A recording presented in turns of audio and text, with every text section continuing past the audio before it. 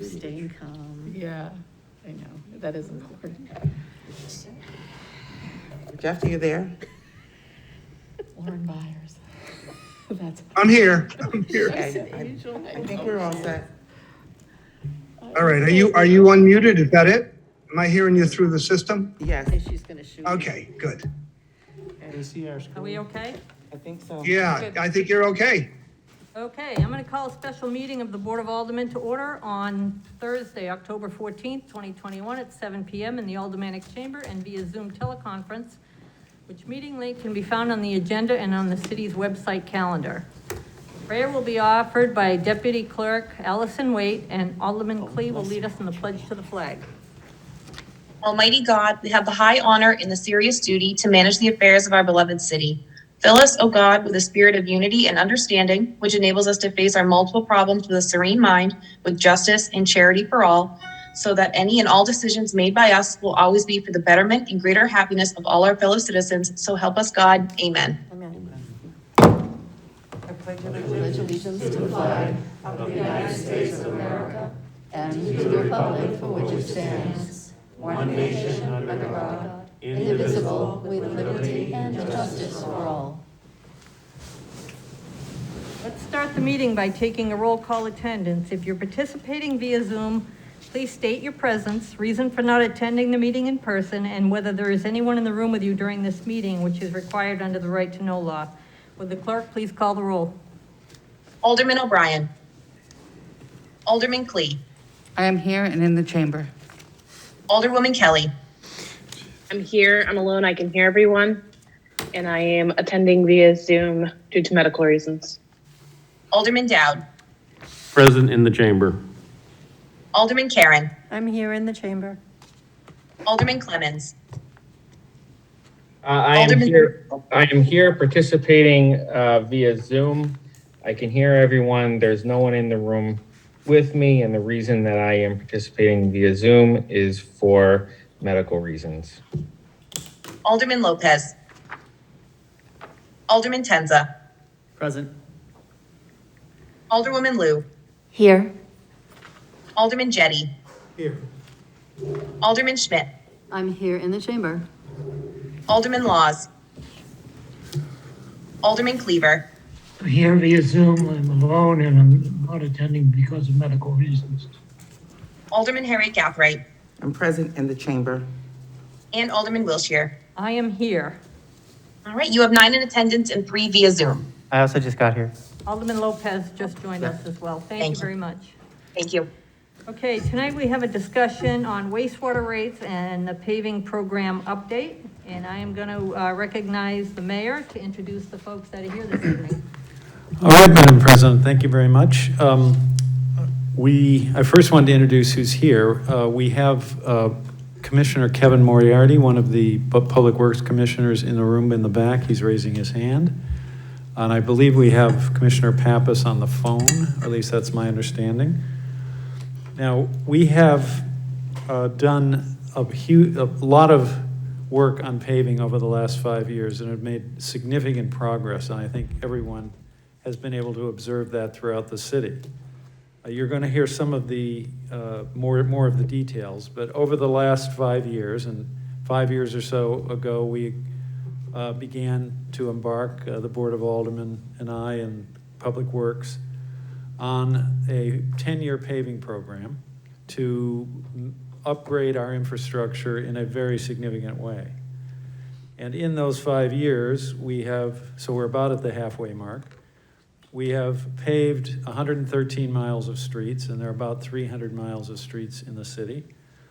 And in addition to that, we have crack sealed, which is a method of preservation that is much cheaper, less expensive than paving, but creates preservation for 5 years or so. We've crack sealed another 102 miles of streets. So, and each street in the city is given a so-called PCI, or Paving Condition Index score, between 0 and 100. And the average score over these 5 years for all of the city streets has been increased from 67 to 78. So we are going to do another year of paving, of course, in 2022, and we'll be coming back to you for the authorization to continue the program beyond that year in the coming months. But we wanted to update the board, the city, on the progress that has been made here at the halfway mark so that people could understand where we are. Now, I'm giving the presentation will be Lisa Photo, who's the Director of Public Works, you all know her. Dan Hudson, who's the city engineer, thank you, Dan. Mark Saunders, who's a senior staff engineer with the city. And William Scarpati, who's with Standeck Associate Paving Manager, who is an Associate Paving Management Specialist. We have a lot of help from Standeck in terms of evaluating all of the streets. One thing I'd like to mention before I turn it over to our staff is that one important innovation, one important change that we have made, and I've seen that it definitely has had a beneficial effect, is that for the first time about 4 years ago, we began testing the quality of the asphalt, not only after it was laid down or as it's being laid down on the street, and that had always been going on, but after Director Photo and I visited a asphalt plant and consulted with one of the major pavers in the industry, we decided it was a good idea to engage an inspector to inspect the quality of the asphalt at the production plant. So we would see it, make sure it was conforming with specs as it was being produced and then as it was being laid down. And when you get into the chemistry and the composition of asphalt, a small deviation in some of the ingredients, tar or sand or other things like that, can really make a big difference. So, at least in my observation, that initial inspection at the plant, production plant, has meant that the quality of asphalt that we see on the city's streets has been consistently better, and that means much more longevity and much, money much better spent. So with all of that, I'd like to thank all of our staff for everything that they've done over these 5 years and have made this significant progress. They have to work with utilities, and it's far more complicated than it seems to pave this many miles of streets in a few years. So I'd like to thank Director Photo and everybody else who's been working on this for helping us really advance and improve Nashua's infrastructure. So with that, I will give you Lisa, who probably will turn it over to Dan or someone else. Great, thank you for that introduction, Mayor. Good evening. I will turn it over to Dan Hudson and Mark Saunders, who will be presenting this evening. Thank you, Director Photo. I'm hoping that the presentation can be shown on the screen here. Let me know if I need to do anything. Do we need to switch it over? Do that. Switch it over where? I think Linda has to do something. I think you have to give them administrative rights or something to that.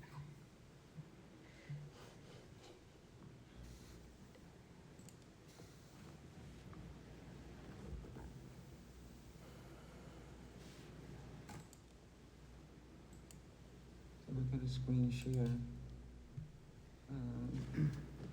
I think it's like left. That would be, Dave, are you considered left or right? It depends on which way we're looking at it. Select the window application that you want to share. Should I try to go into this? Okay, I did that. I don't see anything that shows me David or Lopez. It should say left or right. This isn't where we turn it off and then on again, right? No. Okay. No, we've done that already. We did that. We wasted enough time for you to get here. Oh, here we go. Okay, that should do it, Linda. It And I had to avoid all the potholes. Well, it shows like it's I on my think screen. Jeff wants to do this. Screen sharing. That looks That did right. it. That might do it. That's on my screen now. Or is that the desk? That's me. Something is up there, right? Oh, no, that's you? Yeah. Yeah, we got the desktop. I can, Linda, I think you have to look for the input. that makes sense. You've got, Oh, you want to do Zoom? you got Maybe Dave's between the desk. two of us? Yeah, between the two, I guess. No, that's leaving the meeting. Getting ready. Starting the meeting. Public input. Is that the Presentations. laptop or the desktop? I got something. That's the It's the desk. desktop. Do you have a stick in the desktop? No. No, we can do it that way though, if we can't Then, find this. Well, that one's the one working, maybe put it in there.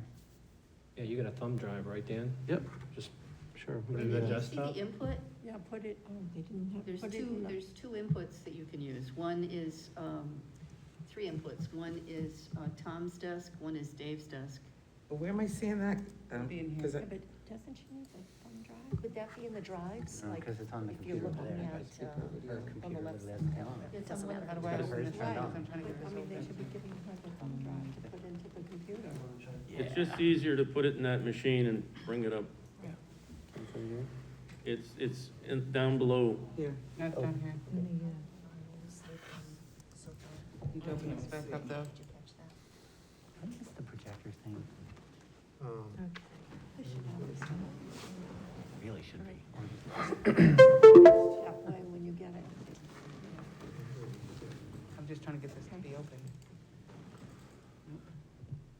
Let's advance the slides. So how many people are online? Don't laugh. It's not funny. I have to laugh. I can't see it right. Participants, you look at Is it saying? total of 15, click on it. Might Please. have a conversation.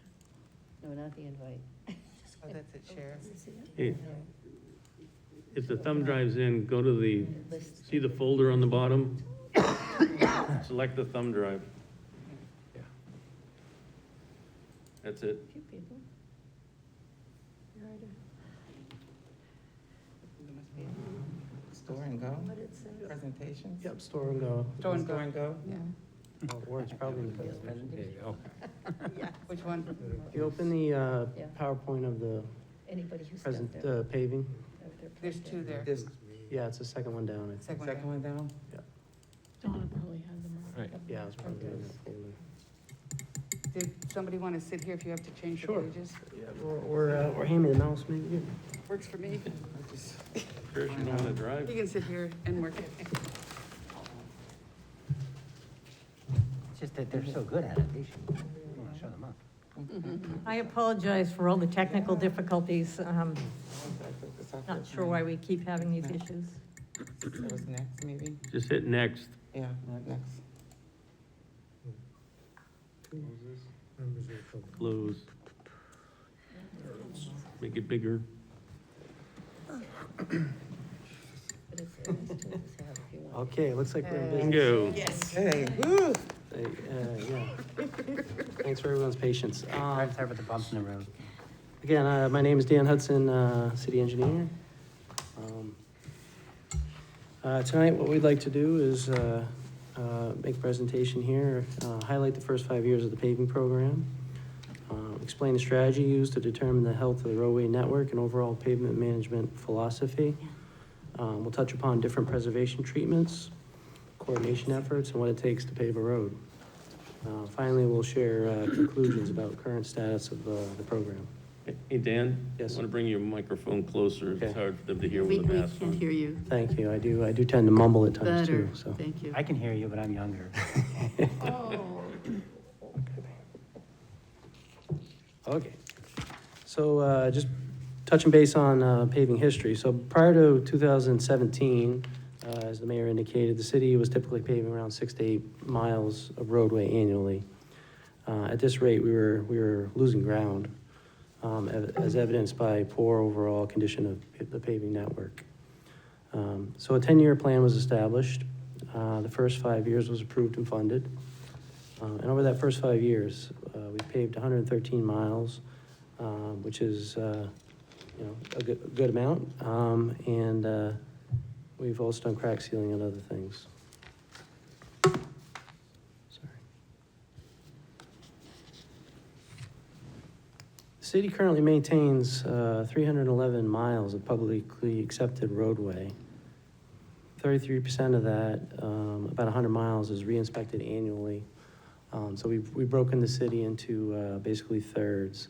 And each year we go around and we inspect 1/3 of that network so we can update the conditions.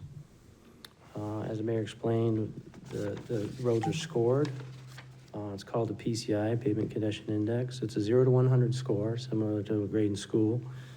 0 is totally impassable road, and 100 is a perfect road.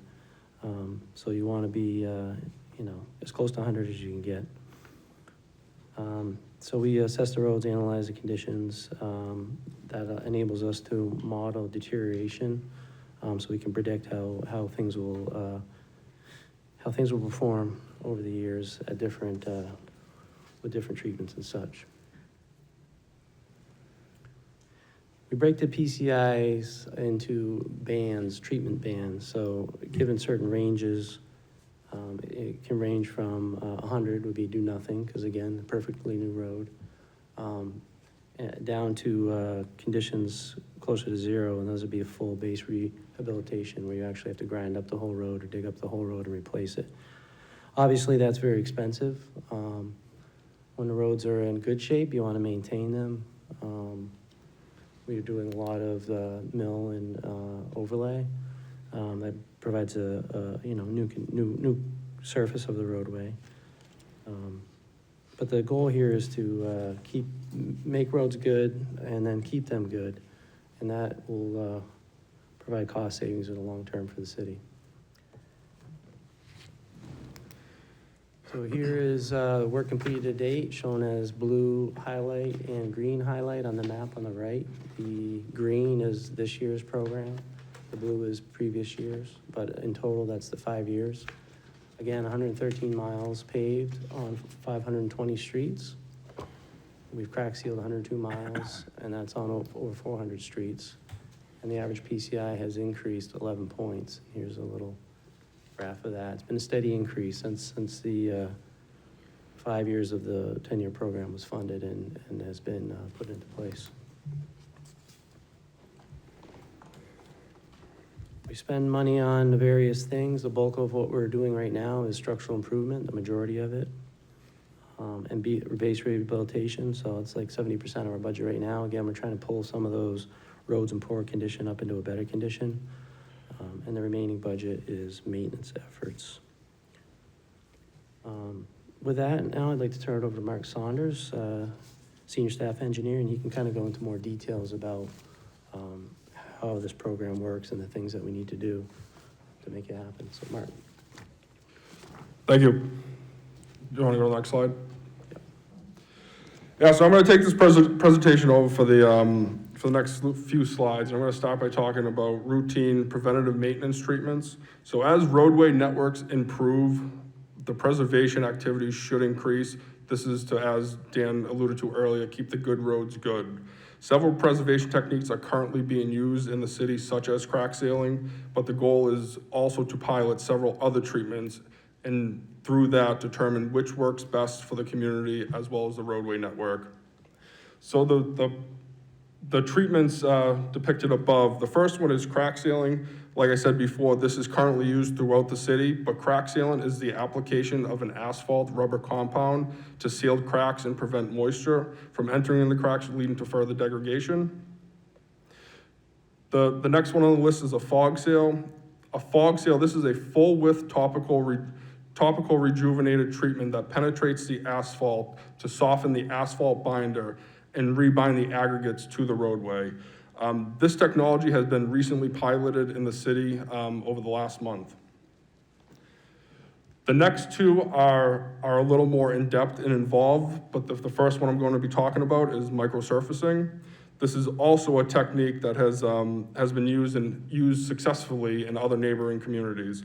But microsurfacing is a mixture of polymer modified asphalt emulsion and aggregates installed typically in 2 lifts on a properly prepared surface. This treatment provides skid resistance, restricts moisture intrusion, protects the underlying structure from oxidation and raveling, and this treatment restores roadway appearance. The last treatment is the bonding wearing course.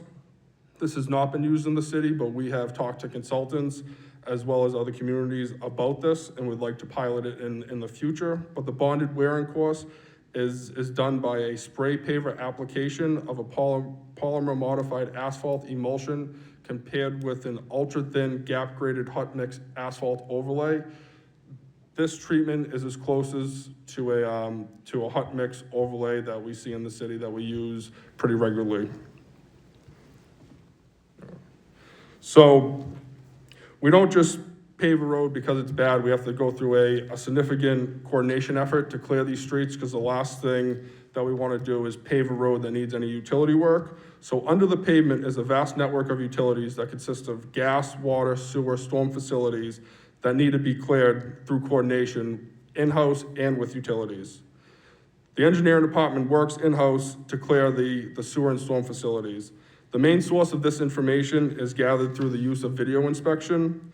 Any infrastructure that is reviewed that needs an open cut repair, that roadway will be deferred until that repair is made. The engineering department also works closely with both gas and water to align their capital projects with our paving schedule. This is so that the last operation on the road is the final paving. Projected paving lists are sent to utility companies for screening before street selection and before the streets get put into a contract and go out to bid.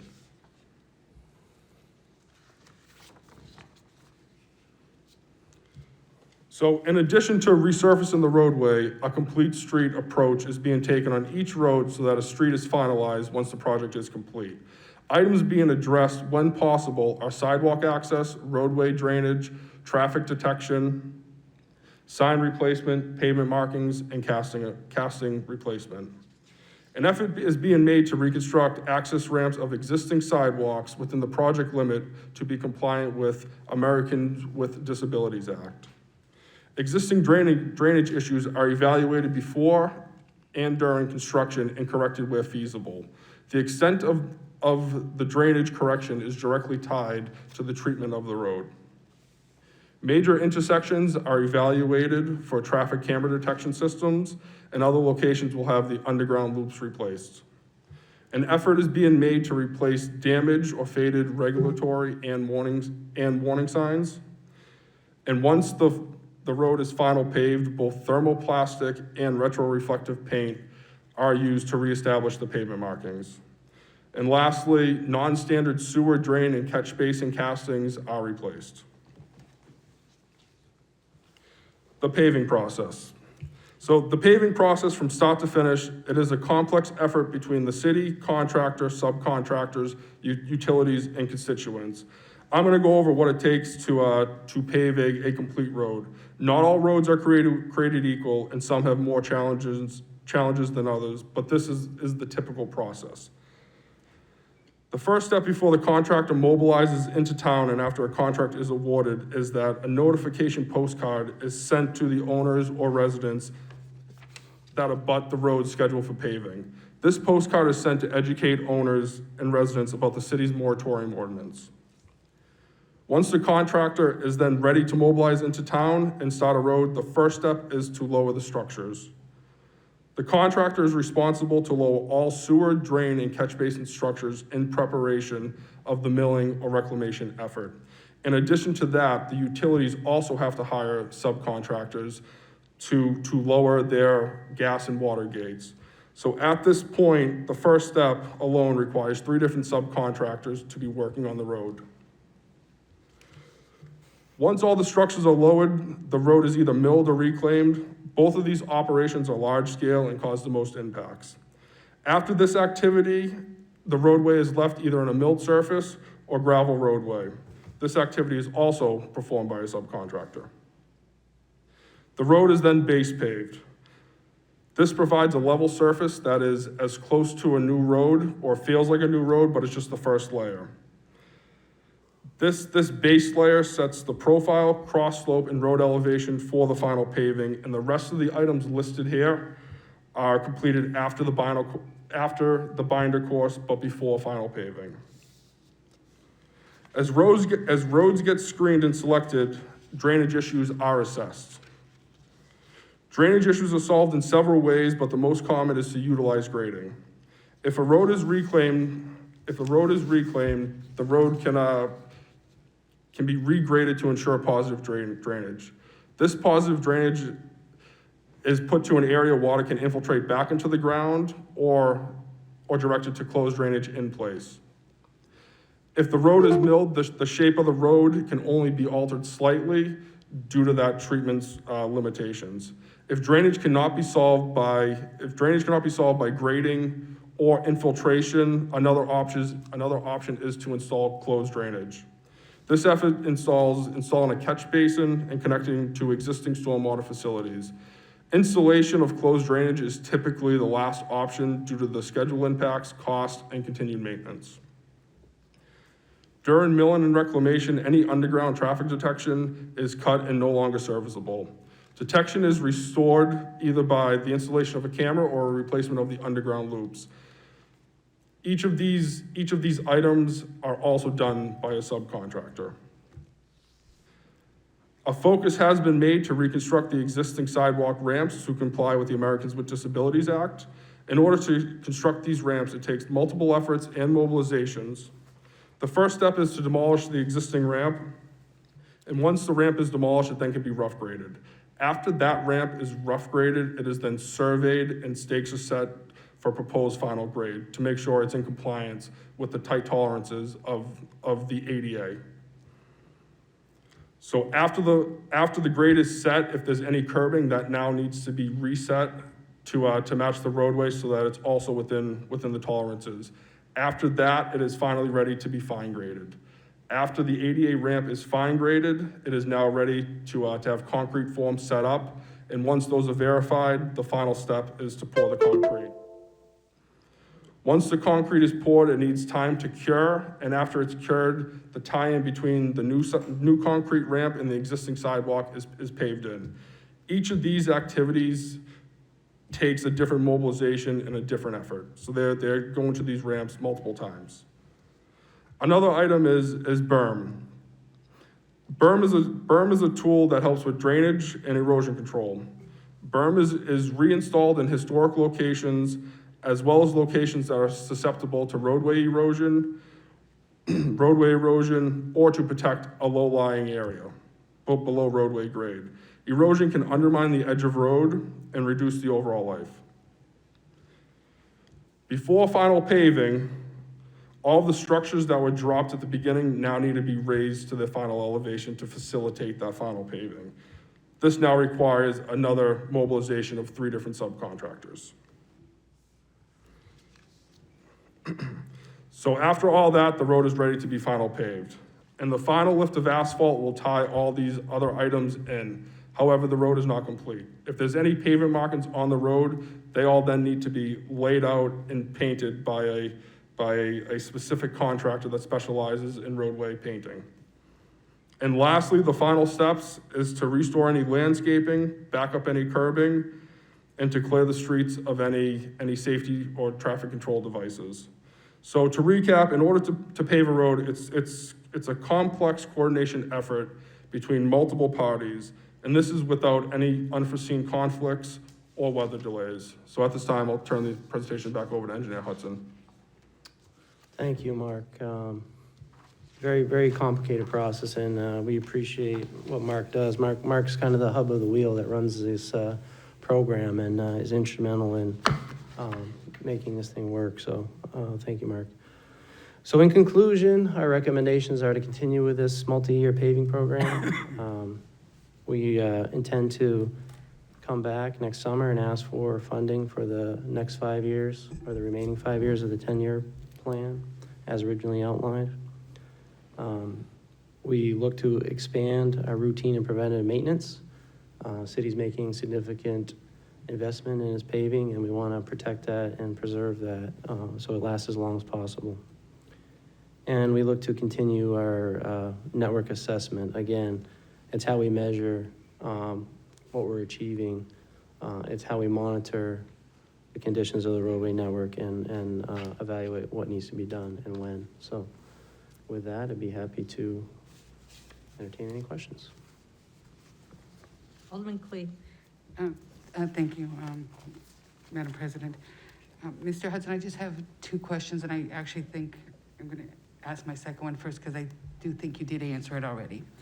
And that question is, if you come back and we do another 5 years, you're going to do it exactly the same way with the same scoring type of, and we would, you know, some roads we may do seal cracking if that's necessary, some we'll have to mill or reclaim and so on. We would do it in the same manner, correct? Yeah, absolutely. The measurement of PCI is a national standard, so we will still score all the roads the same way. You know, as we do this program, we continue to learn, we continue to improve. As Mark mentioned, we've been trying to do a more complete street project lately. So we keep expanding and modifying the program, but the assessment methodology is the same. Madam President, may I have some Yes. follow-ups? Thank you. Yeah, I appreciate that. One of the things I noticed, I'm just gonna use one of the streets in my ward, was Glendale, where you did the sidewalk, right there on the edge. You put in the tip down, the ADA ramp and so on. One of the things, and I know part of it is because of weather, that probably all of us got the most complaints about was that there'd be a sign up that say, it's gonna start June 1st, and then come July, they still haven't started. But then they do start, and then it's not until September, because you have these multiple contractors doing different, so I can say like Maywood and Glendale were two that I experienced close to my home.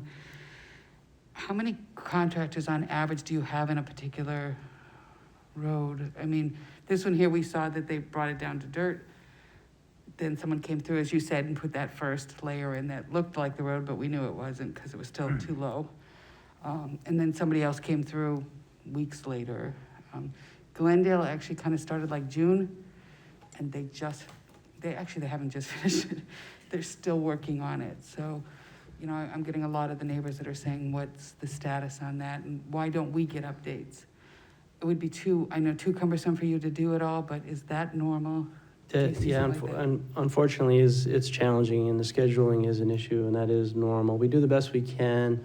We do send out a weekly status about what roads we intend to work on that coming week and what the effort is on those.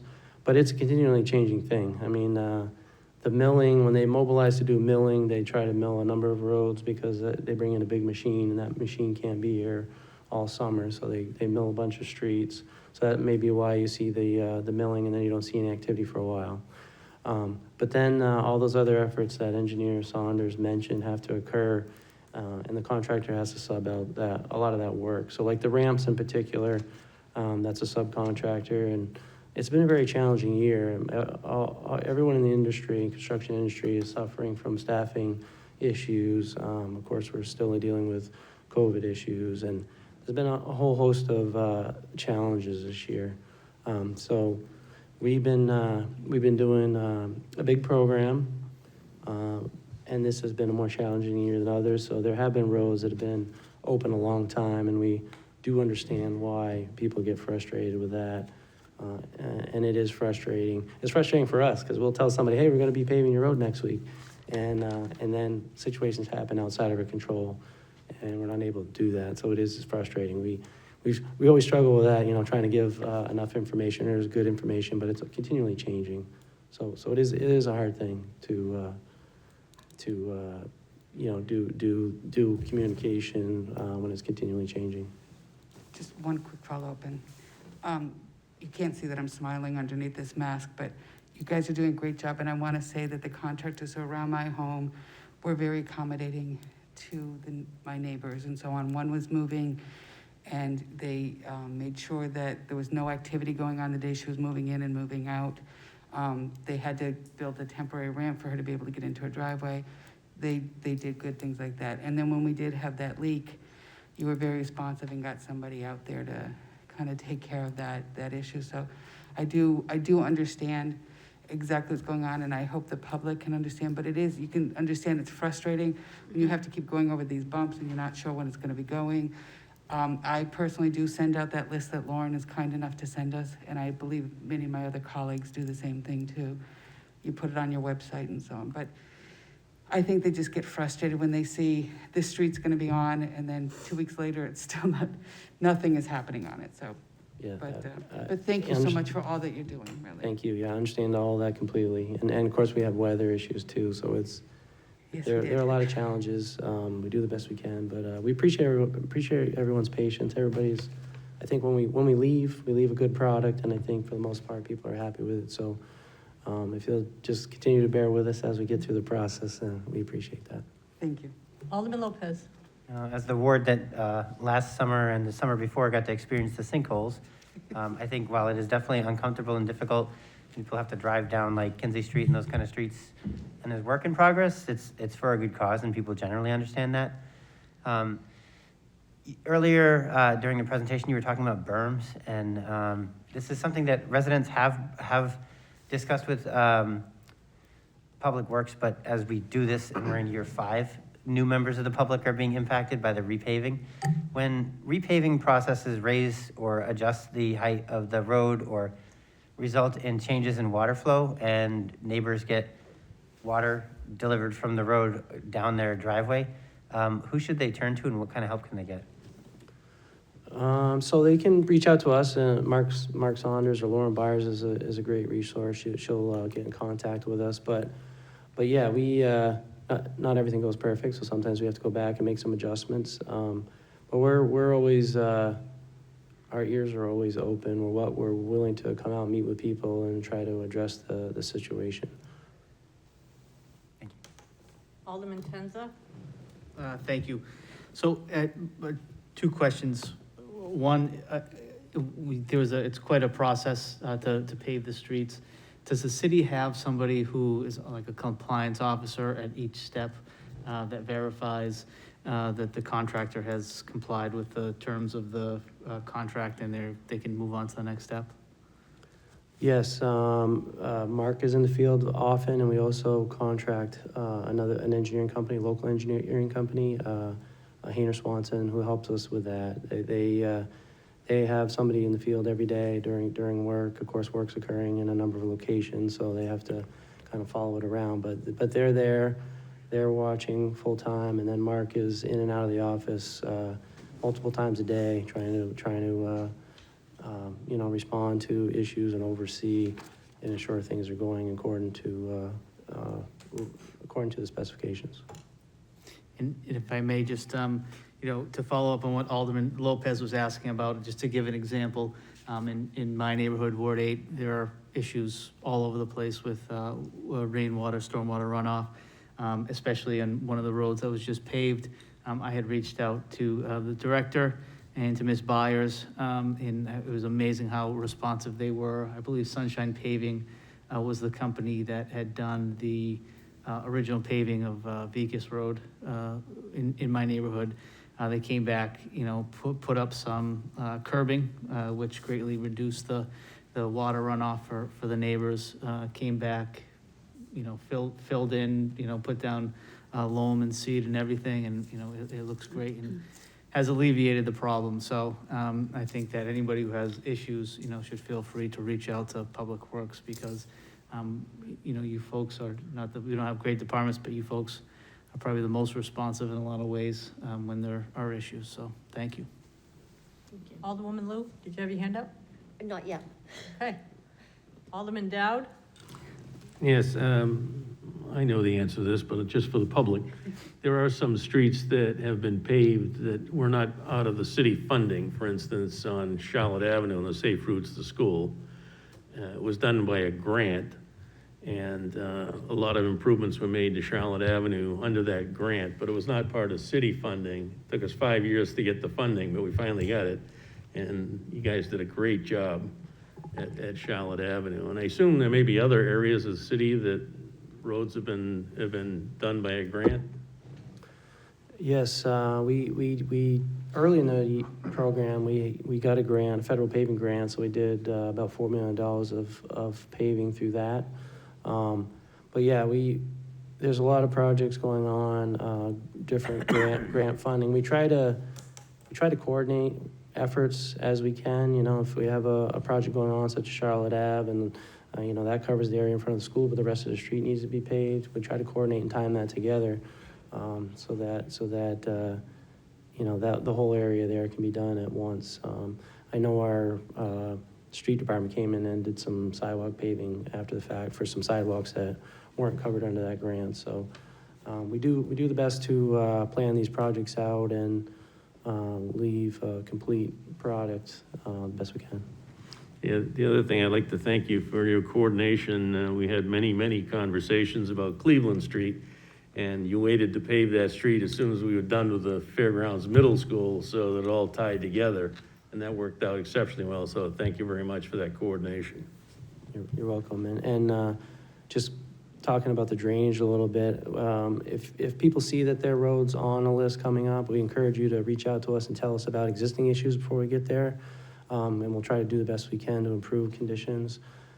As Engineer Saunders said, when we're doing a reclaim or regrading the whole road, that gives us more opportunity to make fixes. If we're just doing a mill where we're taking out a couple inches and putting back a couple inches, we'll do what we can, but there is a limitation to how many things, how completely we can fix problems that are existing, so. Alderman Schmidt. Thank you, Madam President. Thank you for paving, really. Cider, I know it intimately because it's how I get through my neighborhood. I've noticed that once the milling was completed, that you found a great deal of problems along the berm, divots and just stones and bits. You actually had to take extra time there to fill those in, to actually prepare it well and fill it in. And it's made a huge difference, I've noticed. At the water problems people have had in the past that I've gotten calls on, you've always managed very well, and I really appreciate it. My message would be if everybody could just, if they see a problem, let us know as soon as possible, because it's so much easier to fix now than it will be later. And could I ask how many projects you have going on right now in the city, paving projects? Oh, boy. So, we do some in-house paving through our street department, but this year we put out 2 paving contracts, and they were both awarded to the same company. But it's a lot of paving. I mean, it is a big program. The city's running to its credit.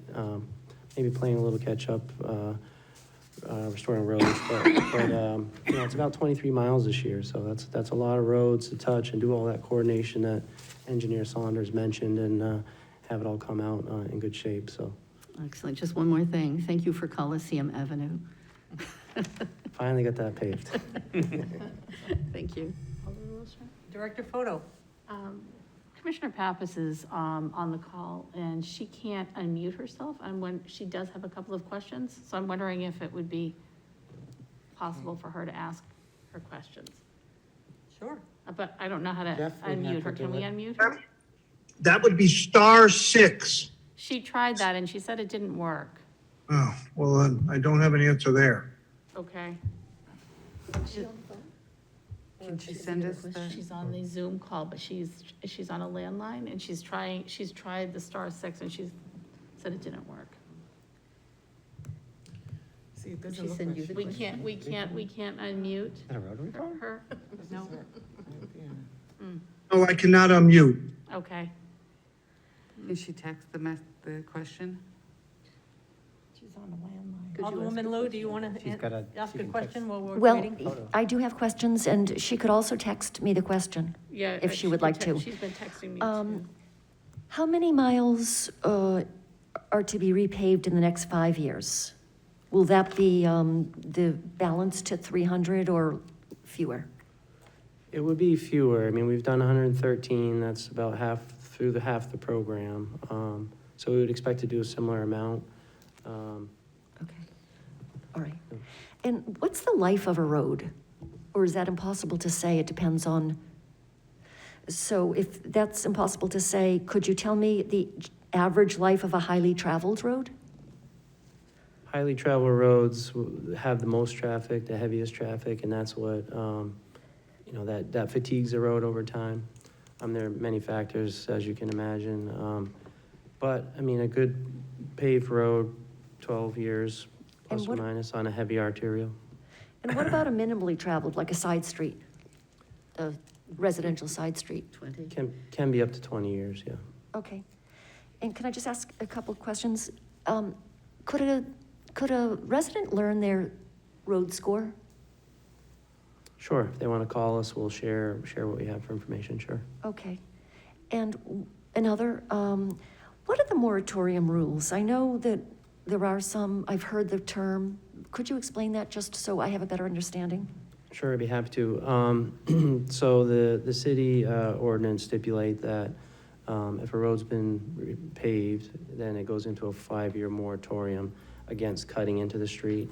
The activities such as installing, utility, that type of thing, a driveway work that it might impact the roadway. So there's a 5-year period where you're not allowed to cut into the street unless you get a waiver from that, which you need to get from the Board of Public Works. So people can apply if they have a hardship condition, and that will be considered by the Board of Public Works. Okay. Could I just ask a couple of other small Yes. questions? So I never, that was new to me, and I haven't been sending out the schedule of paving to my ward. But is that moratorium issue mentioned in the notice that goes out about the paving?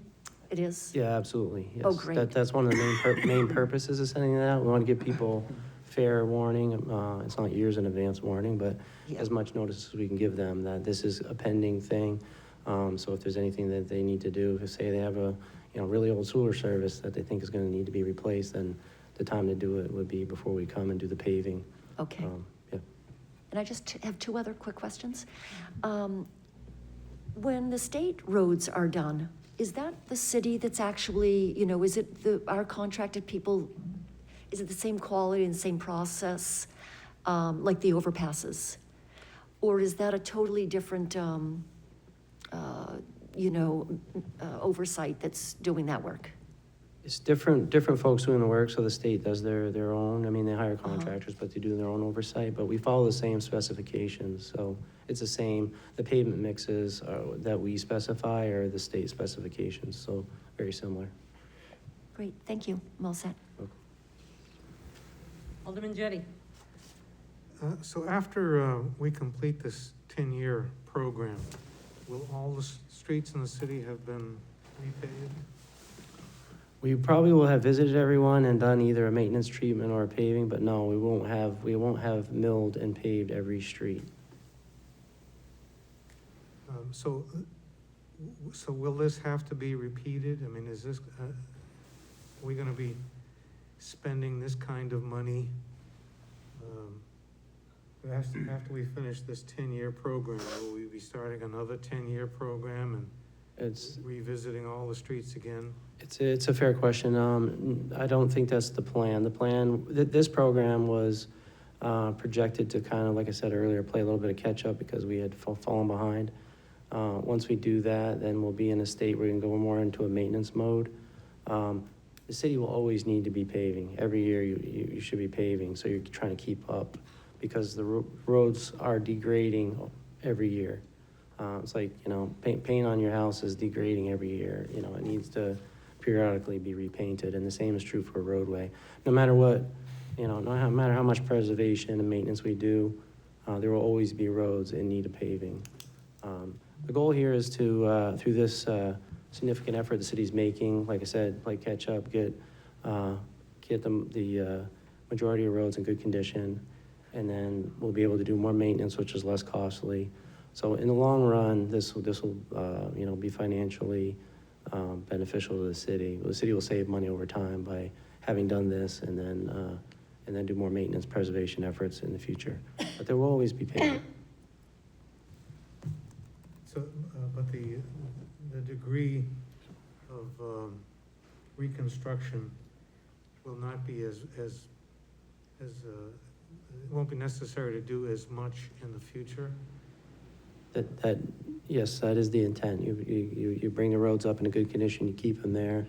But there will be roads that need repaving, so you do that, but you're doing less of it. You're not paving as many roads at a time, so your, the cost of your annual paving effort can be reduced. Thank you.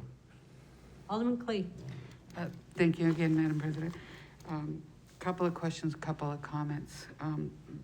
First off, I'd like to say thank you for the letters that you do send out and with the explanations and so on. I've gotten a number of people that have called me and said, do we know when they're going to be doing it, because I want to get my road paved. I had one constituent who actually wanted to bring gas line into their home, which meant doing into the street and so on. So they made sure that they got that done timely.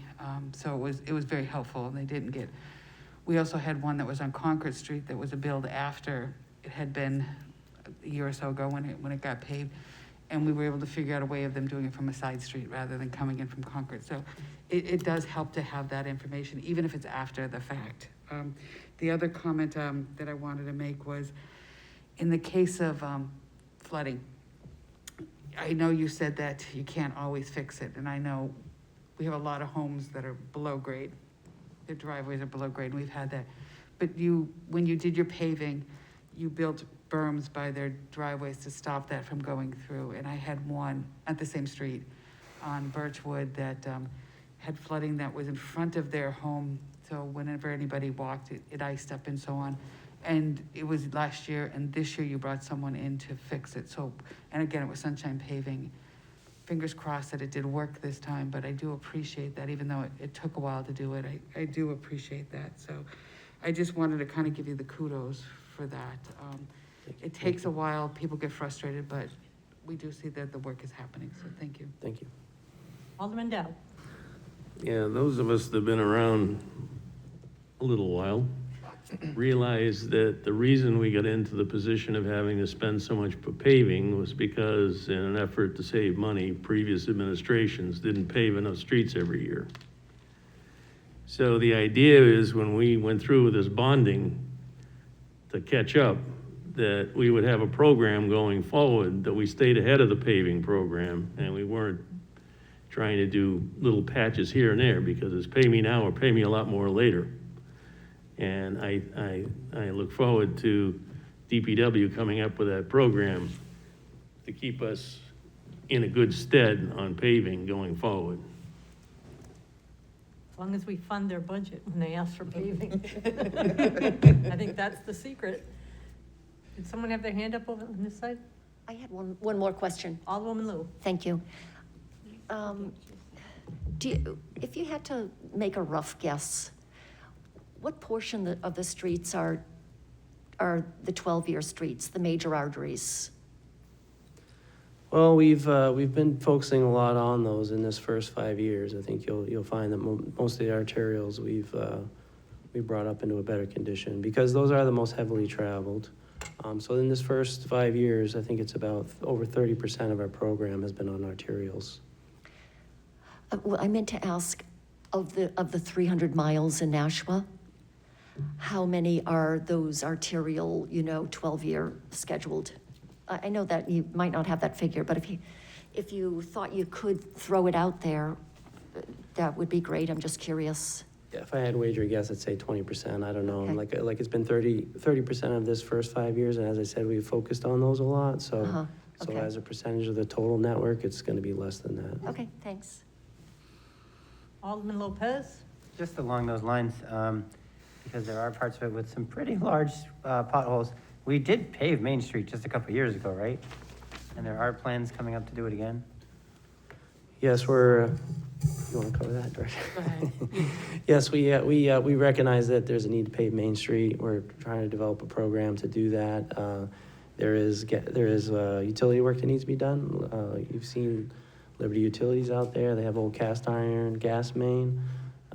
Per PUC, they're required to get rid of that within the next 5 years. So they need to do some work, and then we can come in and do some paving. And it's a big street, obviously, we'll probably end up phasing that into a few different years and develop a program, but that is something that we're trying to work out the details of right now. So it is not escape detention. There's a plan, and it's just complicated, and we're working on it. Correct. Okay. Alderman Dowd. Yeah, just one other thing for people's edifications. When we pave a street like Amherst Street, where there are hundreds of trucks, heavy trucks, every hour, you use a larger, thicker coat of tar than you do on side streets. Because if you didn't, that would break up very quickly. Those heavy vehicles really tear up roads. Alderman Clee. Backing up onto what Alderman Dowd had said, Amherst Street 101A, is that not a state road? And do we pave that? So we do. So there are state numbered routes which still are within our maintenance responsibility, and that would be one. Okay, thank you. Anyone else? I know, oh, I'm sorry. Alderman Harriet Gathright. I just want to say thank you as well to the paving program. I've had quite a few residents that have called for one reason or another, and I would quickly send the email off to Lauren. To Lauren, right? And she's so wonderful. She really is. I get a lot of positive comments from my constituents on how she's responded and worked at times that there's work to be done, and other times she could say when approximately work's going to be done. And I had a gentleman on Hollyhock just last week, so he sent a thank you to me for sending it to her, and a thank you to her for fixing his roadway, Hollyhock, since they had big potholes over there. Yeah, it's So good to say hear. thank you again. We will. Director Photo. I just want to mention that Commissioner Pappas would like to ask a couple of questions, and she can't unmute herself, and I don't know if the host can unmute her, or if it's possible. I don't even see Jeff just sent me a message that said if Commissioner Pappas comes in again, he has mute upon entry off. Right. So she should be open mic if she Is comes she- back she's- in. She's not in. Right, ask her. She's not in right now, she call back left. in. Oh, okay. If she called back in, I So think if she'll she be call back fine. in, the auto mute will be off for Yeah. her. Okay, let me ask, tell her that.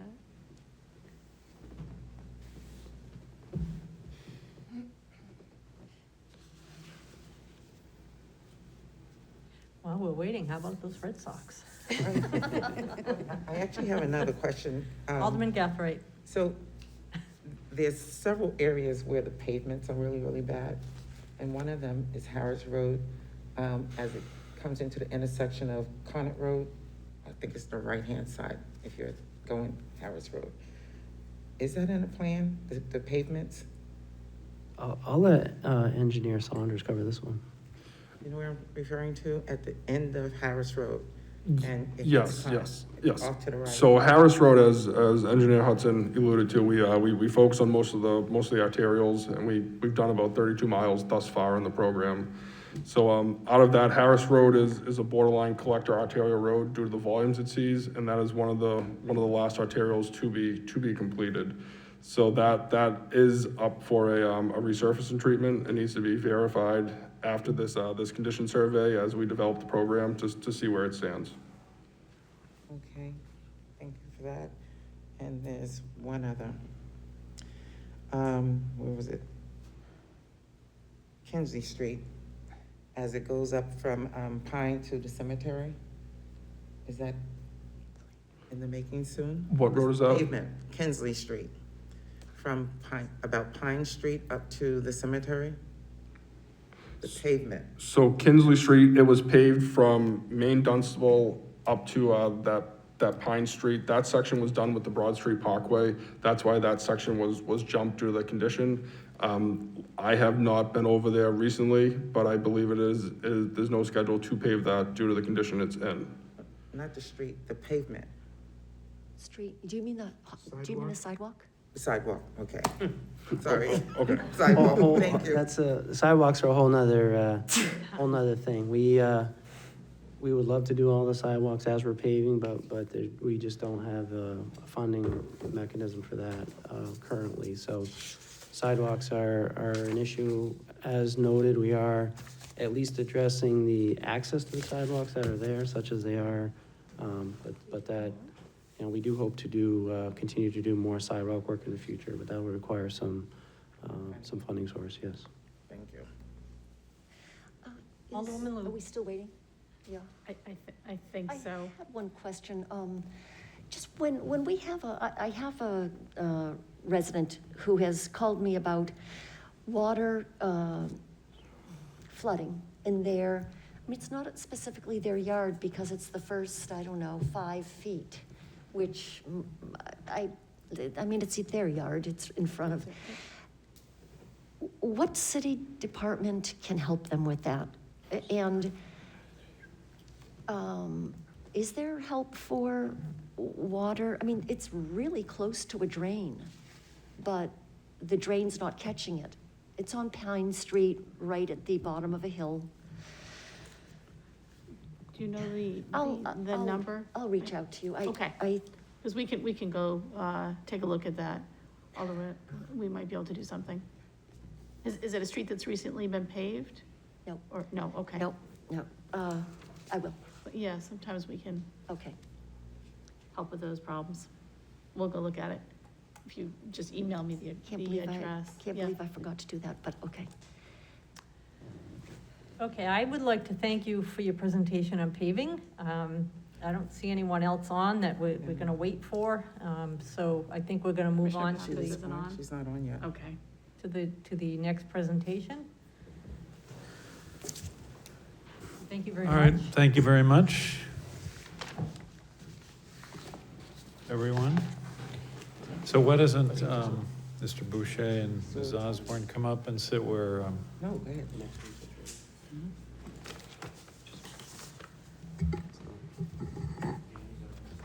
I'm gonna let. Or unless you want, do you I'll want let the to three do of you sit together and I'll Oh, I don't mind running it, I run it.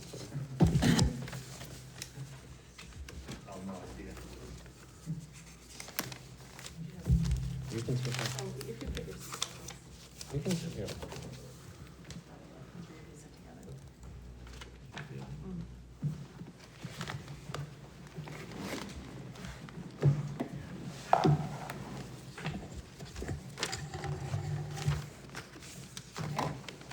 all right, thank you, Madam President. So now we're gonna do wastewater. We wanted to just give you insight into the payment structure, the wastewater fees and what the residents are getting for their money.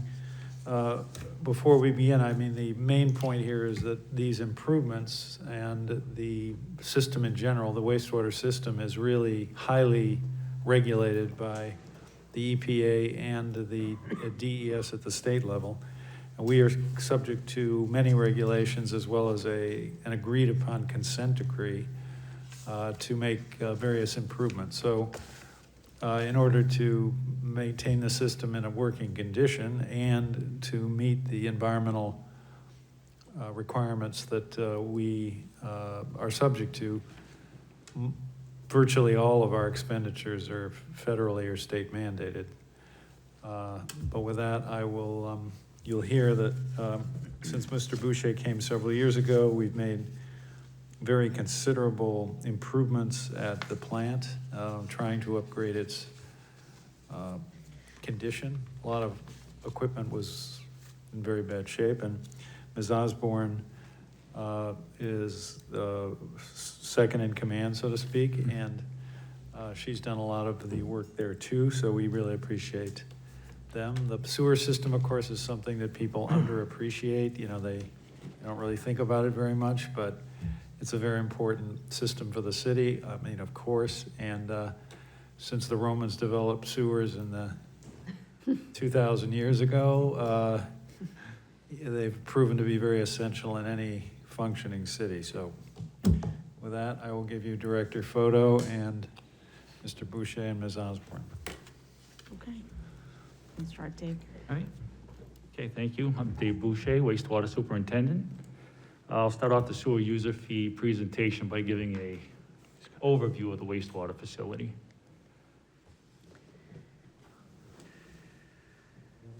I'll wait for the. Just like yours. Oh, I know, but it's not on maybe I don't know. shared or something, right? I need to bring it down now. There we go. I'm seeing you on Zoom. Yeah, I was gonna say it's not coming up. I know, We're gonna do the sharing. trying to do it. Not coming up. There we go.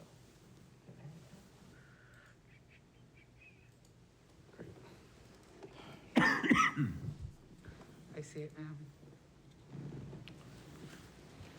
You can see it now. Okay, thank you. Go to the first slide. Okay, so the picture is showing an aerial view of the wastewater facility located at 2 Sawmill Road. The footprint that the facility sits on is approximately 28 acres. The facility collects and treats wastewater. We serve about 89,000 customers here in Nashua. We also service Hudson, a small part of Merrimack, New Hampshire, and a small part of Tingsboro, Mass. Our goal is to deliver clean, clear water to the Merrimack River. The wastewater facility also consists of 446 miles of collection system that we have to maintain. It's broken up in 3 different categories here. 82 miles of combined sewer, this is sanitary sewer and storm water that shares the same pipe.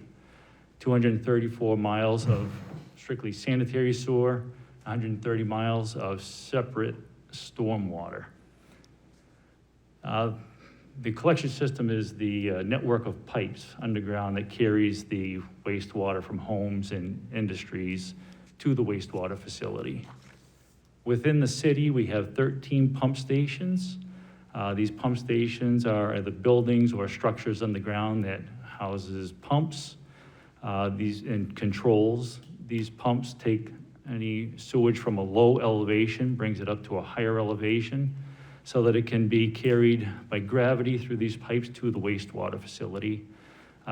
We just finished an upgrade of 6 pump stations. We're getting ready to start phase 2, which is gonna be the remaining pump stations. We upgrade all the pumps, buildings, underground structures, and all the controls to the pump stations. We also have 9 combined sewer overflow structures. These are kind of relief points throughout the city. They're important, that if we have like a flash flood, any sewer main gets hydraulically overloaded. These are relief points where highly diluted water would discharge into the river, preventing water from coming up into streets or backing into homes. So we have 9 of those through the system. Oh, can you go back 1 slide here? We also maintain 8 siphon chambers. This is anywhere the sewer system travels under a body of water. We maintain the pipe that goes under the body of water, also the structures on either side for maintenance purposes. And these are some of the numbers we see at the wastewater facility.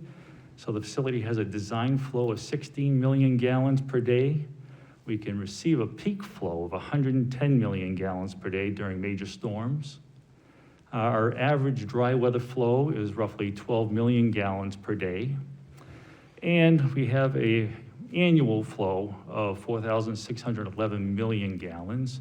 We also receive septage from Hudson and Nashua. That's roughly about 800,000 gallons per year.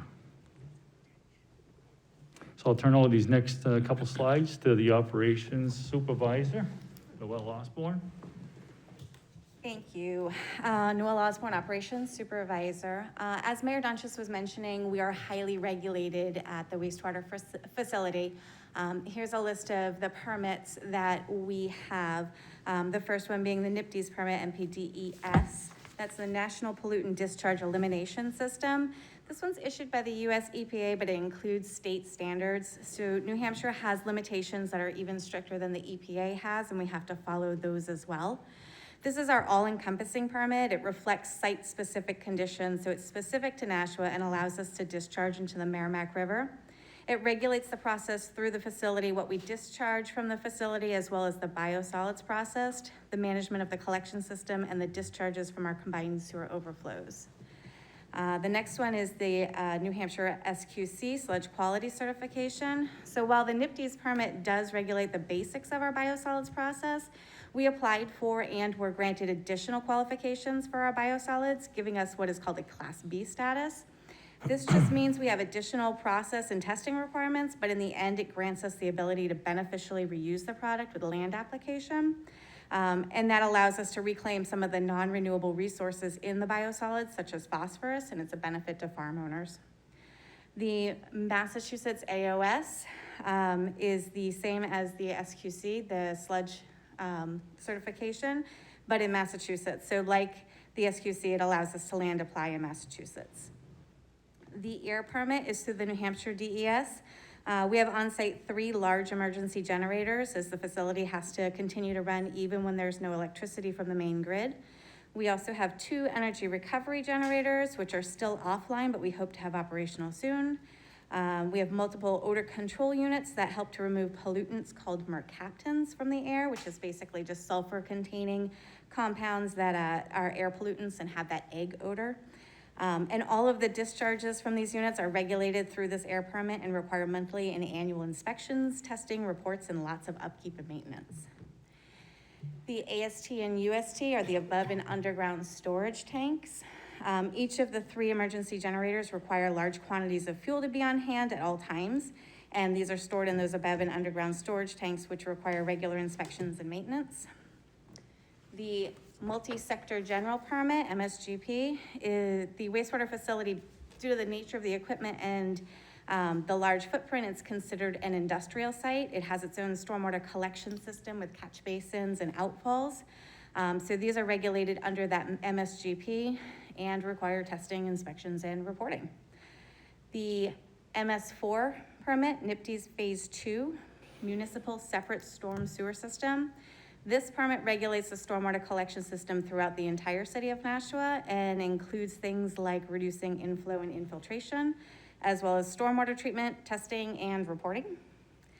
Hazardous Waste SQG and RECRA, that's a Small Quantity Generator and Resource Conservation and Recovery Act. So the facility does produce a small amount of hazardous waste in the laboratory as a byproduct of our testing. So this certification lets the state know what we produce and that we have the training to manage it, and we report that to them. Next slide. So governing documents. Within the permits are requirements to create governing documents, and these documents are written for the city of Nashua, either internally or through the use of a consultant, and they're specific to our needs and abilities to accomplish specific tasks. So the collection system O&M is through the CMOM portion of the NPDES permit. It's the capacity management, operation, and maintenance section. So we are required to determine specific achievable goals for the management of the collection system. For example, how many linear feet we intend to video of the sewers, what is our standard operating procedure for cleaning the sewer, and a potential replacement schedule. We write this so we can tailor it to what we believe to be economically feasible. However, EPA and DES have the final approvals on whether or not they believe it to be enough. Long-term control plan / integrated plan. This is, again, the CMOM portion of the NPDES permit as well as the MS4 permit. So this looks ahead. What are we looking to do moving forward for long-term control of the CSOs as well as stormwater management?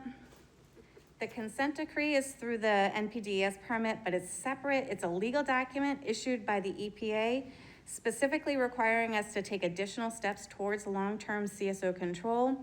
Our last consent decree was from 2003 and was the specific driver for projects like the screening and disinfection facility, the wet weather flow treatment facility, and Harbor Ave sewer separation, as well as many others. And we expect to see another following the completion of this one. The post-construction monitoring plan is one of the final stages of the existing consent decree. It was written by Nashua as a way to measure the effectiveness of the projects completed for CSO long-term control. We've been waiting to kick that off following the completion of several citywide projects. Stormwater management plan is a requirement of the MS4 permit and is a plan for the mitigation of stormwater pollution. It looks forward at different projects, cleaning schedules on catch basins and other structures, green infrastructure, and more. Illicit discharge determination and elimination program. This is another MS4 requirement. It provides a plan for looking for illegal connections of stormwater to our system and removing them. NOI is the notice of intent. It's a document used to declare Nashua under specific general permits, such as the MS4 and MSGP. The SWIP is the Stormwater Pollution Prevention Plan. This is under the MSGP and is written for the wastewater facility site. It includes inspection requirements, testing, education, and training requirements. And the SPCC is the Spill Prevention, Control, and Countermeasure Plan, and this is under the AST and UST certification, as well as EPA requirements, and it's necessary of any facility that has the capability of leaking large quantities of oil or fuel to the stormwater system and eventually to the river. Because of the quantities of fuel on site for the emergency generators, we fall into this category, and again, has inspections, reports, tests, and maintenance requirements. So we're gonna turn it over to Frank Ayotte of Hazen and Sawyer. Yes, thank you. I'm one of the city's wastewater infrastructure consultants, and before I get into the slides, just a comment on wastewater infrastructure. All wastewater infrastructure, whether it be treatment, collection, pumping, is designed to protect public health. And as you can see in the slide, the city has over $85 million in upcoming capital investments to protect public health. And there's a number of bulleted items there which highlight some of the projects. There are over 40 of them in the capital improvement plan. And these expenditures are required to replace the aging equipment and infrastructure that keep the city in compliance with all the permits and guidelines Noel mentioned as issued by the US EPA to avoid costly fines and violations as a result of failed infrastructure.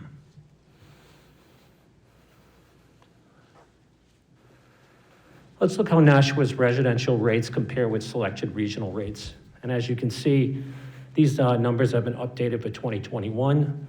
Nashua is still lower than many of its peer communities. And of importance to note, the average quarterly bill for the city is above, not including Nashua, is $156.43 as compared to Nashua at this time for $94.97, and is still well below the state average of $191.25. So looking at the residential sewer rates from 21 to 23, we just had a residential increase in 2021 of 20% to bring us to 94.97. In 2022, a 15% increase is projected, and in 2023, a 0% increase is projected. And as I mentioned before, this is still well below the comparison cities averages and the New Hampshire state average. Of importance to note on that last slide, Dan, is prior to 2020, over a 16-year period, there was only an average increase of about 2% in the rate. So it was very stagnant over that time. So what is the city doing to control some of its costs? Besides taking advantage of state revolving loan fund, low interest rates, and grants, the city has developed an integrated planning framework and has developed a dynamic sewer rate model to comply with its consent decree from the US EPA. What is an integrated planning framework? It is a EPA-accepted planning framework that allows the city to prioritize its capital projects that best address the most pressing system needs as determined by Nashua's criteria.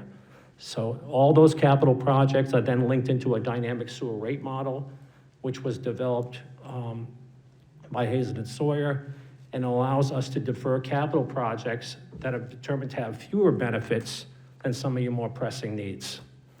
What this allows us to do, it allows us to smooth the cost curve by shifting projects further out into the future that may not have the most immediate benefit. Okay, what's in the dynamic sewer rate model? Well, it includes a list of all current accounts and assets by rate class, an annual percentage usage by rate class, and the annual percent revenue by rate class. So that's the revenue side of the equation that goes into the rate model. On the other side of that is the projection of expenses, including cash and capital improvement plan debt service, as well as a breakdown of all your O&M costs. So that's your expenditure side. Once all that is linked into the model, including the capital improvement plan over a time schedule, then you can have real-time rate change selection. So you can select your rate changes, whether they're increases or decreases, and see how it real-time affects your fund balance. This also is a comparison in the model of the rate change impact to the US EPA affordability index, and that index is 2% of your household income. In 2023, Nashua is still at 1.4% based on the current increases planned for in 2022 and 23, which 23 was flat. So it's still well below the EPA average. In conclusion, the sewer rates need to cover the cost to finance the capital investments that are required to comply with the regulatory permits and avoid costly fines due to permit violations as a result of failed infrastructure. Despite the recently approved increases, so we just went through the 20% increase in 2021, and we're looking at a 15% increase in 2022.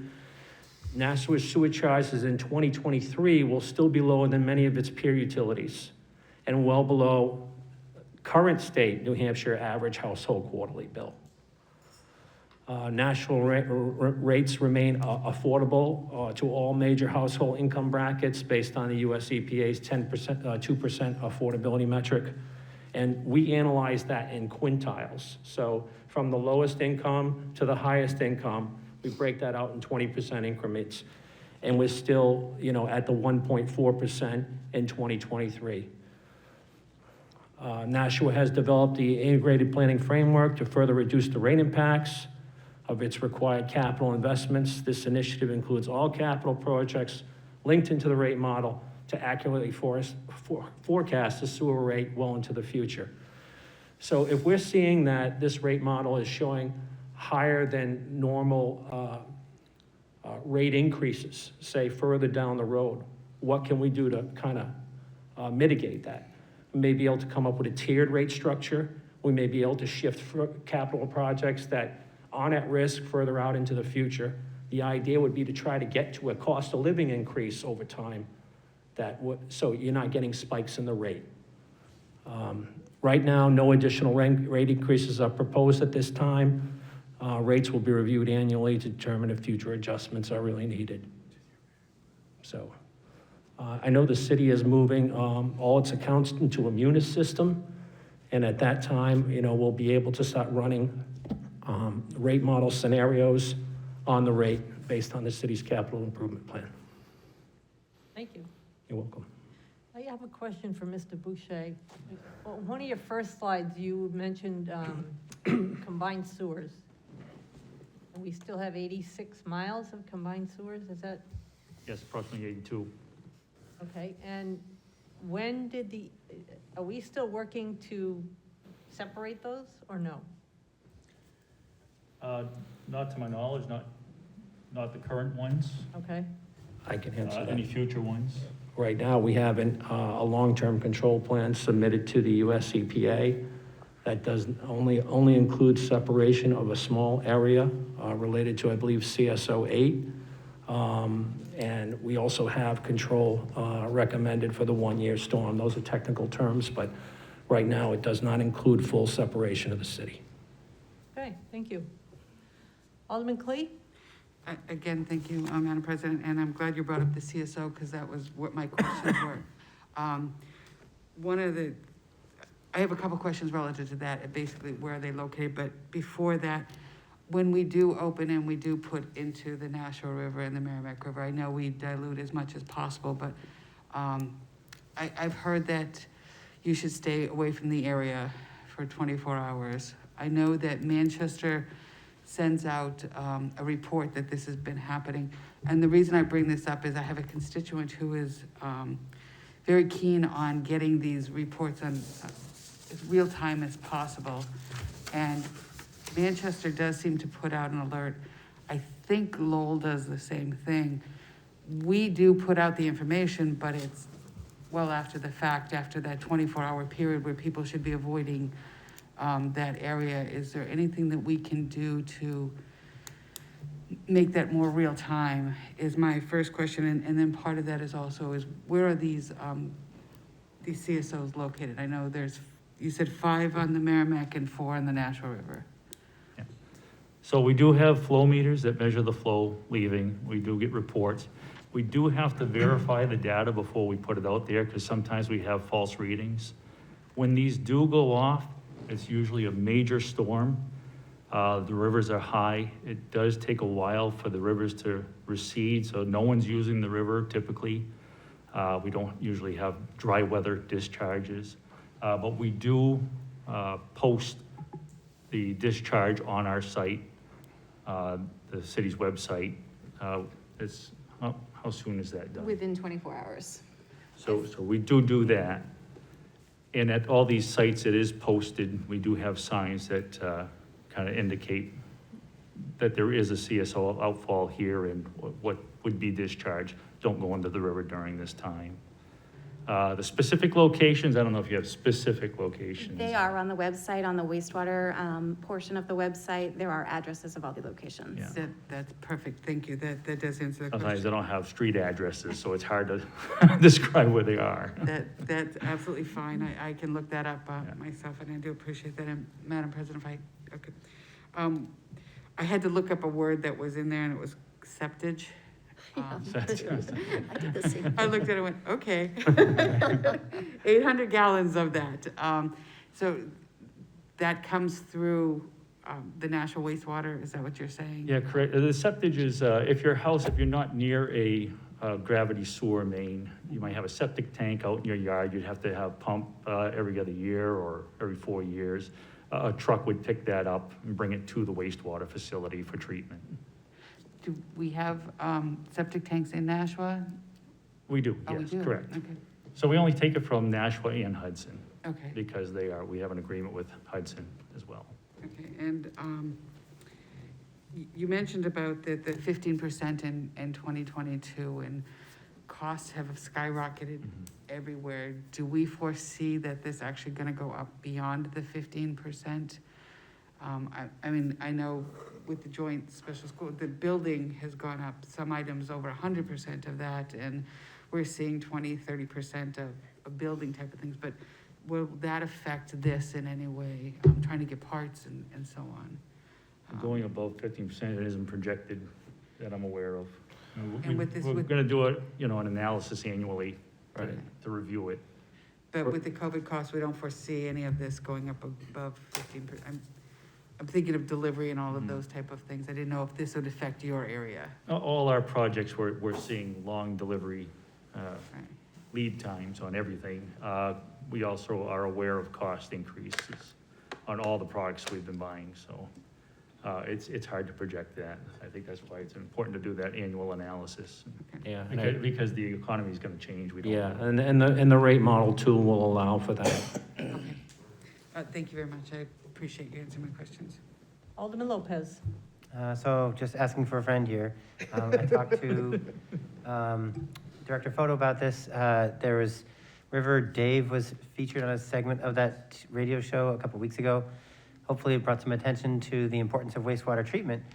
But it did make me wonder about a comment made about the sludge and the phosphorus, which is a non-renewable renewable resource in it of benefit to farmers.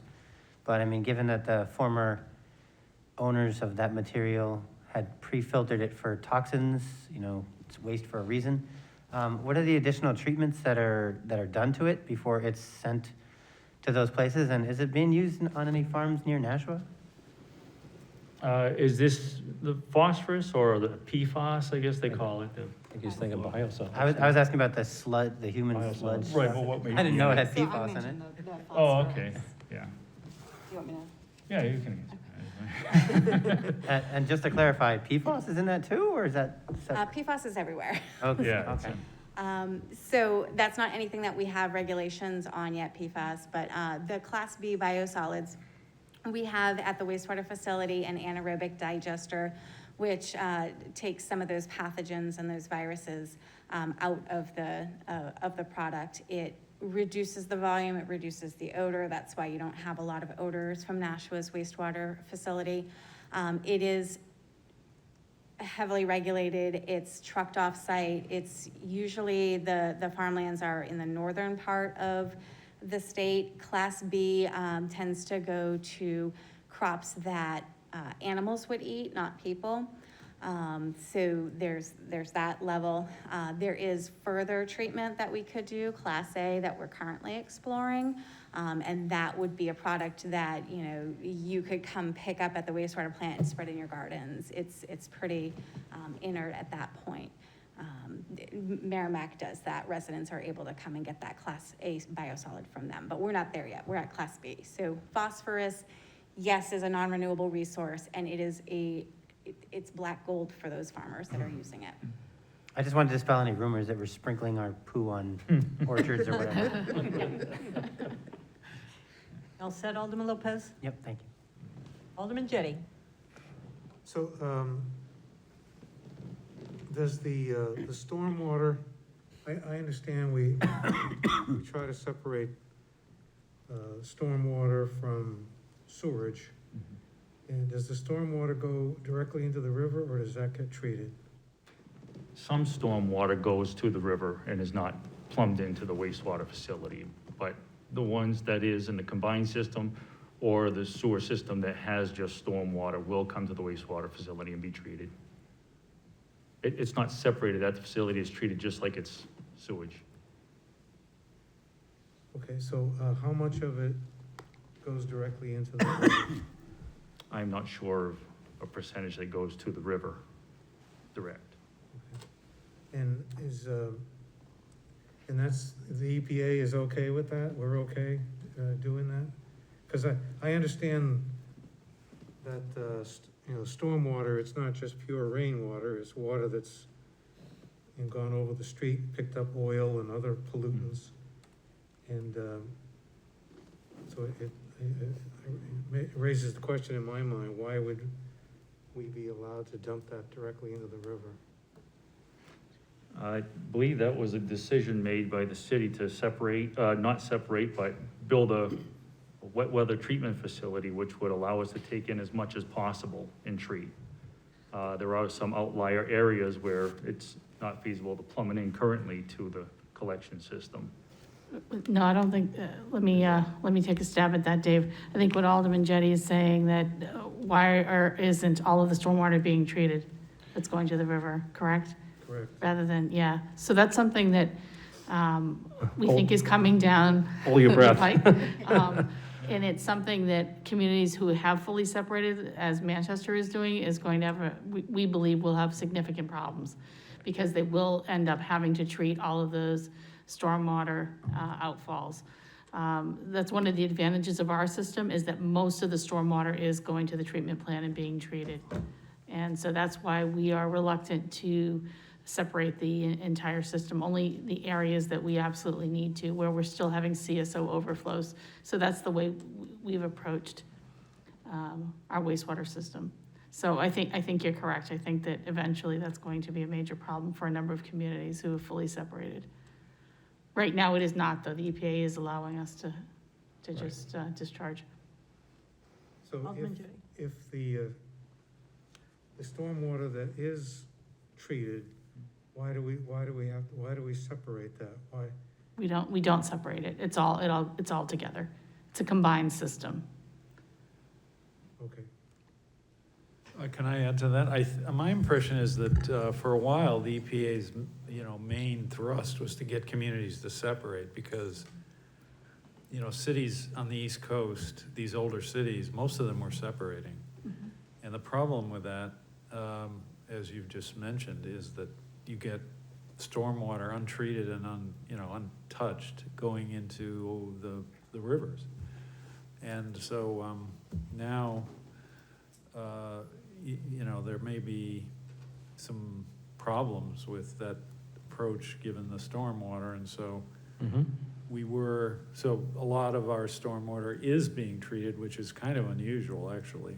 I believe most of the cities have separated, like Manchester. So I think over the years, there was some separation, but then this wastewater idea, this wet water idea, hold the water and then run it through the treatment plant was developed, and most of the stormwater runs through that system, but not all of it. Now, if any of that is not accurate, which it may not be, so let's see, No. but I think it's correct. Yeah, It is. you're correct. Okay, so I guess, the message is that eventually, all of the water, whether it's stormwater or sewage, is going to have to be treated before it goes into the river. That's in the future for us. We can't answer that for certain. I wouldn't speak for the EPA, but we believe so. There are more and more stringent regulations. They seem to get more and more stringent, and stormwater is certain an area they're looking at. You have an MS4 permit now that monitors stormwater outfalls, and that's just taking hold now in a lot of different urbanized communities. Those plans to stop monitoring your outfalls on stormwater. And, as the regulations get more stringent, it leads you to believe that, treatment of stormwater is down the road, but to be seen. Okay, thank you. Anyone else? Alderman Schmidt?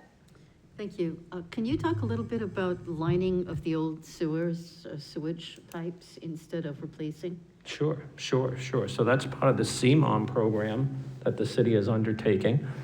And a lot of that starts off with an inventory of all the city's assets with respect to its sewer infrastructure, through TV tapes and cleaning of those lines. And then what we do there, similar to the paving program, is we score the pipe.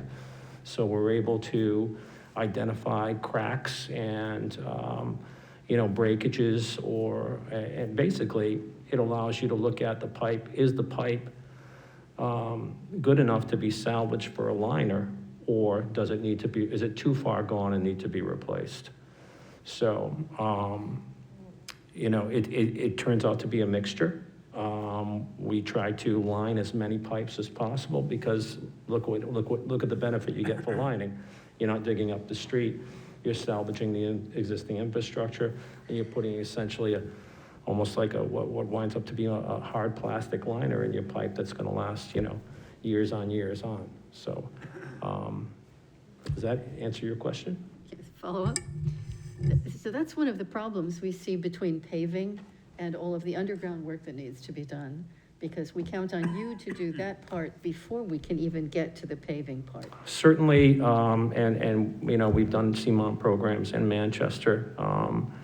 The coordination between paving and trying to do, particularly if it's a pipe replacement, is the coordination with the paving program has to be kind of intertwined.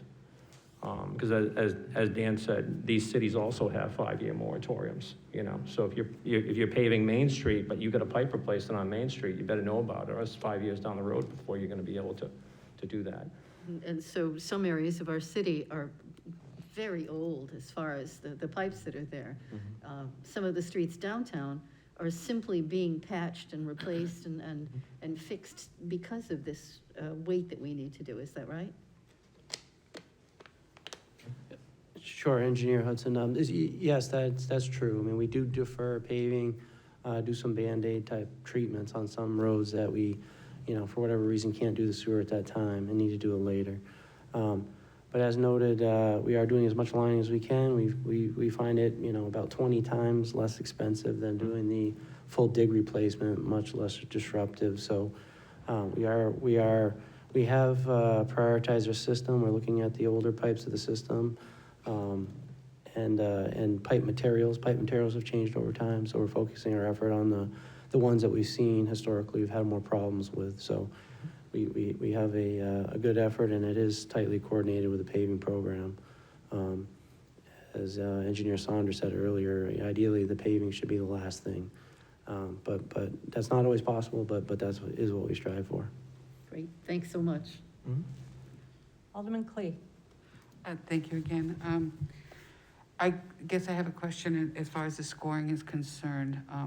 Do you like the the paving project don't always necessarily do the worst ones right away. You try to get to those ones that are in the middle before they completely break down. So for instance, I know Orange Street, I think they went in to do a lining. When they got in, they realized it was a lot worse than they did, and they had to, I think, do a lot more replacement, or at least some of that to that extent. It took longer than was expected. But for the most part, when you're doing the scoring, again, like the paving project, do you try to get in and take care of those that, before they get so bad, versus going in and prioritizing those that are already bad? Yeah, we do. It's a little bit different, I'd say, because, if a road's in bad shape, it's still passable, it's still usable. But if a sewer pipe collapses, has a major issue, it's not usable and creates quite a problem. So it's a little bit different. We do, as we're doing the TV work, when we find collapsed pipes, we try to fix those as quickly as we can. But then we are trying to line pipes and line as many as we can to catch them before we have that type of an issue. Just a quick follow-up. I just lost my train of thought. Sorry about that. Age. I guess the question that I have is, we talk about those that could possibly collapse and so on. Do we know when something like that happens? I mean, does it create a sinkhole? How do you know that it's collapsed, or are you pretty well versed that this one is on its way out? Well, we through the TV work, we can see what the issue is. Yeah, lots of times we don't know there's an issue in a pipe, and a sinkhole leads you out. There's something going on here. Sometimes maybe that's a drainage issue or other things, but sometimes it's a sewer issue. So, if we respond to one of those conditions, we start digging and find and address whatever the problem may be. But it is, we are finding problems as we do the TV work. So there's a reason we're doing it, and that's why we want to find pipes in good condition, but we also want to find the ones that aren't in good condition so that we can address those. Just one quick other comment. Being the ward alderman of one of the oldest sections of the city, the north end, French Hill area, I do see that you go in and do work, and it seems like it's a little extended. You dig up one part and then come back a little bit longer and so on. Is that because when you get in there, you realize you need a part that isn't, in other words, you can't finish it all at once? It seems to, like Manchester Street, seemed to take a little bit longer, and I'm pretty sure that was a sewage issue as well, where Mount Pleasant and all that area is. So is that the kind of case that you would have? Orange Street seemed to take a long time as well. Yeah, it does take a long time. I mean, you're working in and around the utilities, we're paving on top of them, but here with the sewer work, you're digging right in amongst them, right? So it has to be slow, methodical work so that you don't do damage to those other facilities. And lots of times it's challenging because a lot of the oldest sections of cities, we don't have records. We don't know where a house's sewer connection connects to the sewer main sometimes, or where it goes, from the sewer main to their house. Sometimes they have multiple pipes, and we don't know that. So you never know what you're going to find until you start digging. But you run into challenges and you deal with them, and so sometimes things are evolving. You might go in with a plan, and sometimes the plan has to change. So that may be why we have to come back sometimes and do different things. So at least digging up helps you remap things later on. So Yeah, absolutely. Thank you. Alderwoman Lou. Thank you. Just a couple of really quick questions, if I could. CSO, is that combined sewer overflow? It's sewer and stormwater? Sure. All right. It's when we combine the stormwater into the sewer. Correct. Okay. So when that is actually sent out into the river, there's sewage put into the river at that point? Very diluted, correct. Did I hear what? Very diluted. Very diluted. Okay. Yes.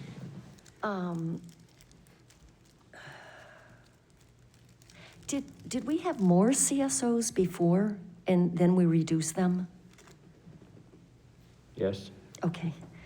And, significantly. okay, and how did we reduce them? Did we put the sewer, did we divert the stormwater somewhere else? So the city undertook a number of wastewater infrastructure projects as part of their original long-term control plan that included a wet weather facility at its plant, which takes a significant amount of wet weather and treats it.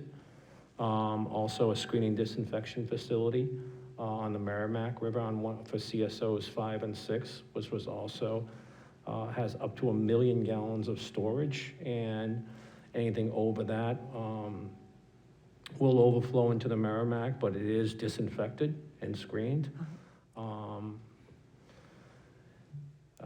We did a number of fine tuning of the system by increasing capacity of pipes to get more flow to the plant. Oh, I see. That's Yeah, really all I pretty was significant. wondering. And I may have asked this before, but did any of it go to, say, like Salmon Brook? No, Salmon Brook, I think that CSO is closed. CSO, is that CSO 2? Yes. Yeah.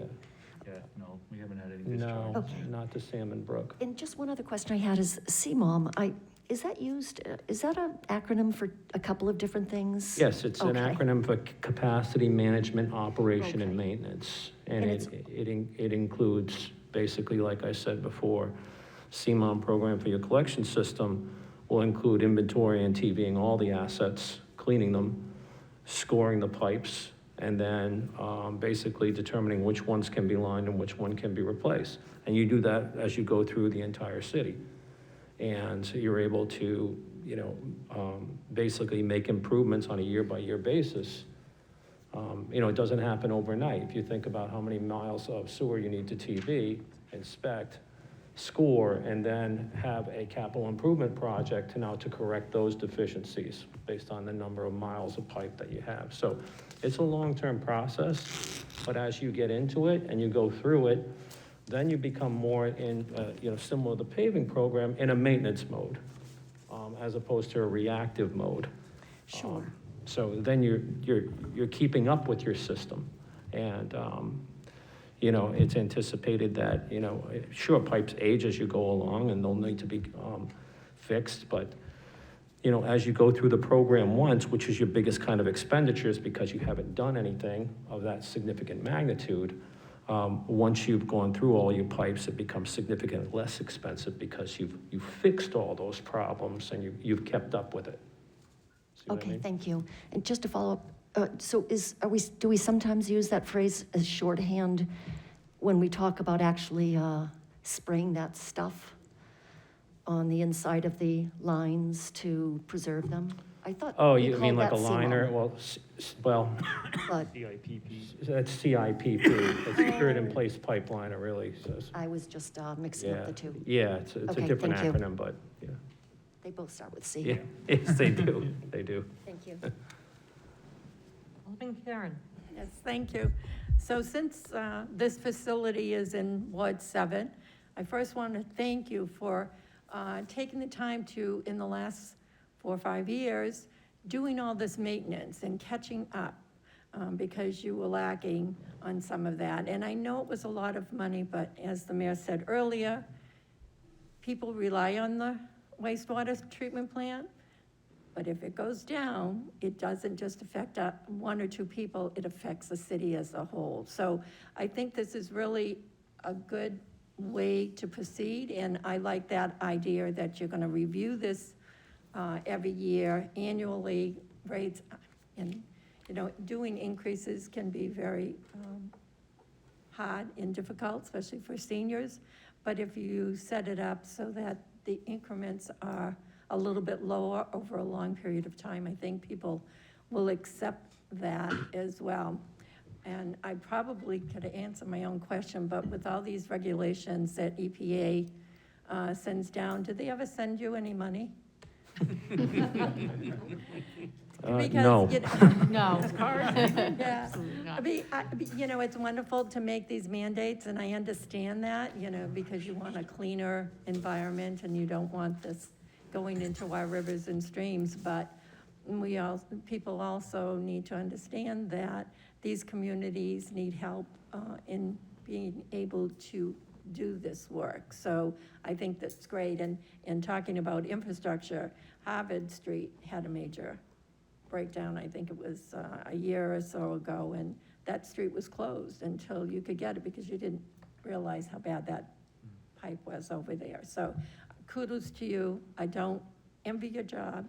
I've been there plenty of times, but I think it's important for the community to know that this is very important and vital, like the police and fire department, to our community. So whatever you need, people have to understand that it's not frivolous, it's very important to the community. So, but thank you so much. I appreciate it. Thank you. Anyone else? Seeing no one, I'd like to thank you all for your presentation this evening. Thank you. Thank you, Director Photo, for informing the board of the paving and the wastewater. Thank you for having us. Yep, you bet. Okay, thank you all for being here. We really Thank you. appreciate it. You're all set, Mayor? Thank you, Madam President. Yes. Okay, thank you very much. Alderman Dowd. Yeah, and the presentations will become part of the record of the meeting. Alderman Dowd, could I have a motion, please? Yes, I'd like to make a motion to adjourn the special Board of Aldermen meeting of 10/14/2021. Motion is to adjourn By roll call. by roll. By roll call. Would the clerk please call the roll? Alderman Clee. Yes. Alderwoman Kelly. Yes. Alderman Dowd. Yes. Alderman Karen. Yes, thank you. Alderman Clemmons. Yes. Alderman Lopez. No. Alderman Tenza. Yes. Alderwoman Lou. Yes. Alderman Jettie. Yes. Alderman Schmidt. Yes. Alderman Cleaver. Yes. Alderman Harriet Gathright. Yes. And Alderman Wilshire. Yes. All right, you have 12 yeas and 1 nay. Thank you so much, and we are adjourned at 9:03 PM. Thank you, everyone.